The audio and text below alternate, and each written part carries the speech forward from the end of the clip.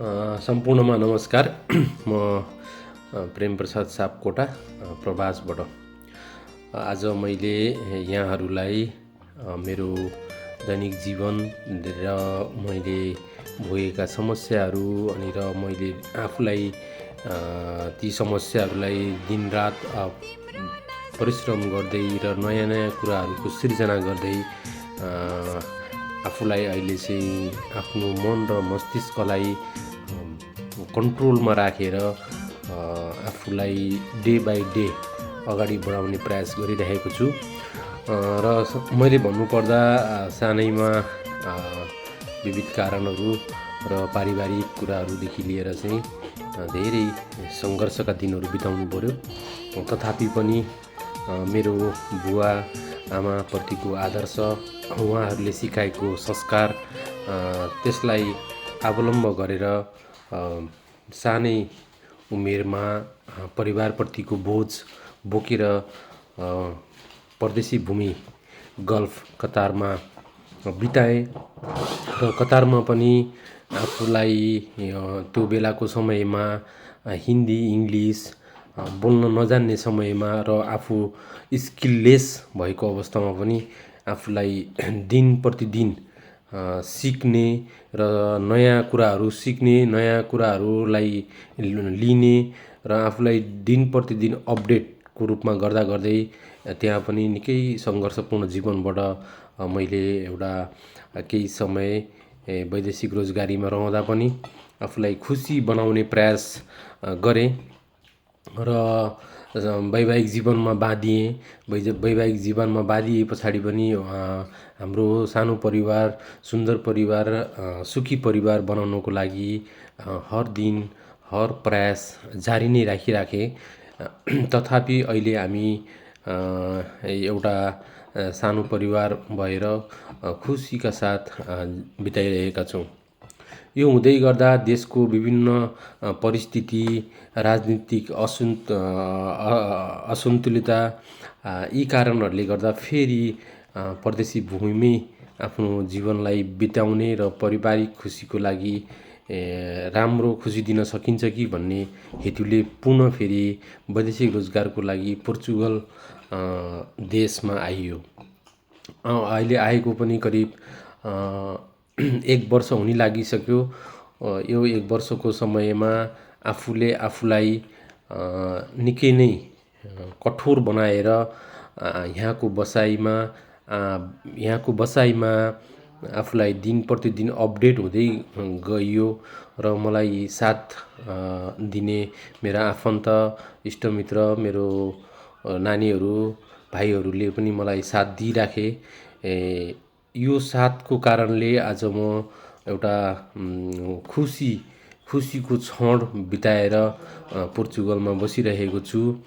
र पोर्चुगलमा बसिरहँदा यहाँको काम, एकातिरको बसाइ, खाना, निन्द्रा, यी कुराहरूसँग सदैव लडिरहनु पर्ने अनि फेरि परिवारबाट टाढा हुँदाको क्षण पनि आफूले बिहोरिराख्नु पर्ने, यी कुराहरू सबैलाई मध्यनजर गरेर आफूलाई कठोर बनाएर र म अब केही गर्न सक्छु र मेरो परिवारलाई खुसी दिन सक्छु भन्ने हेतुले चाहिँ फेरि सङ्घर्ष गरिरहेको छु यो परदेशी भूमिमा। र पोर्चुगलमा निकै कष्टकर जीवन बिताउनु परेको छ सारा नेपाली दाजुभाइ तथा दिदीबहिनीहरूले। यो भन्दै गर्दा सदैव हामीले यस्ता कुराहरूलाई हाम्रो मस्तिष्कमा लिइराख्यौँ भने कहिल्यै पनि हामी अगाडि बढ्न सक्दैनौँ है।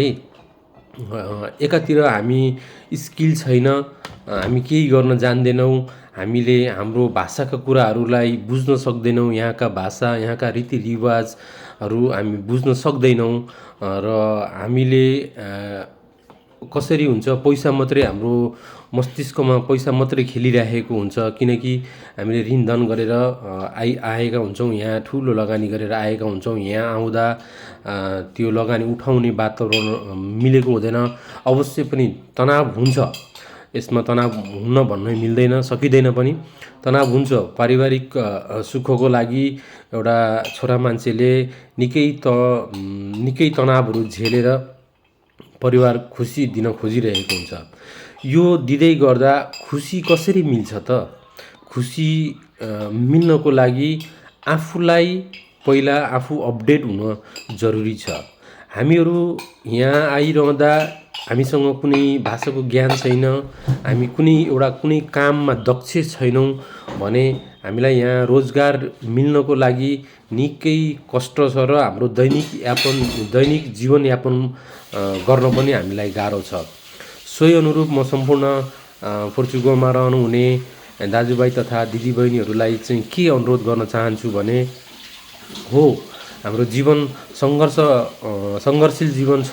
हामीले पोर्चुगलमा निकै कष्टकर जीवन बिताइरहेका छौँ भने पहिला हामीहरू आफू दक्ष स्किलफुल हुन जरुरी छ र यी कामका खोजीहरूमा काम पाइँदैन भने जस्तो भेटिँदैन भन्ने खालको कुराहरू छन् नि।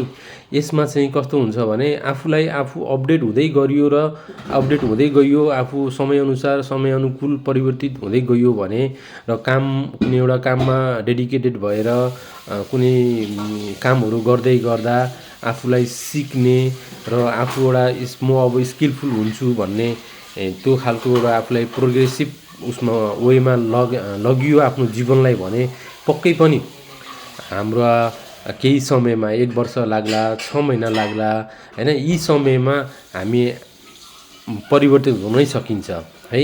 र पोर्चुगलमा काम पाइँदैन यस्तो उस्तो भन्ने खालको कुराहरू धेरै छन् हैन।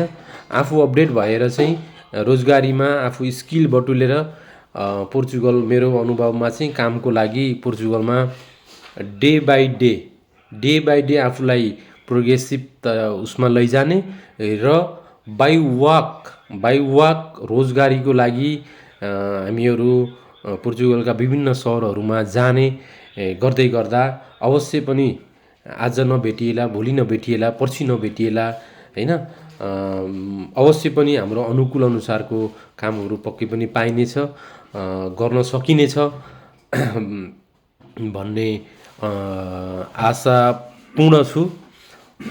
यहाँहरूलाई पनि मेरो राय सुझाव सल्लाह के छ भने आफूलाई अपडेट हुनुहोस्, नयाँ कुराहरूको खोजीमा लाग्नुहोस् र सकिन्छ भाषाको लागि प्रयास गर्नुहोस् र यहाँको भाषा सिक्नको लागि विभिन्न मिडियाका प्लेटफर्महरू छन्। आफूलाई चाहिँ त्यो प्लेटफर्महरू मार्फत केही शिक्षा लिनुहोस् भन्न चाहन्छु। मेरो यी आफूले जानेका भोगेका कुराहरू यहाँहरू समक्ष मैले प्रस्तुत गरेँ। पक्कै पनि यो भिडियोले हामी सम्पूर्ण नेपालीहरूको खुसीको लागि खुसीको पल बन्नेछ भन्ने पूर्ण आशाका साथ यो भिडियो तपाईहरुको लागि इन्फर्मेटिभ भिडियो हुन सक्नेछ। यहाँहरूले सम्पूर्णलाई शेयर गरेर सम्पूर्ण नेपालीहरू माझमा पुर्याइदिनु हुनुको लागि अनुरोध गर्दछु। हस्त धन्यवाद। फेरि यस्तै खालका भिडियोहरू लिएर तपाईहरु समक्ष म उपस्थित हुने प्रतिबद्धता गर्दै बिदा हुन्छु।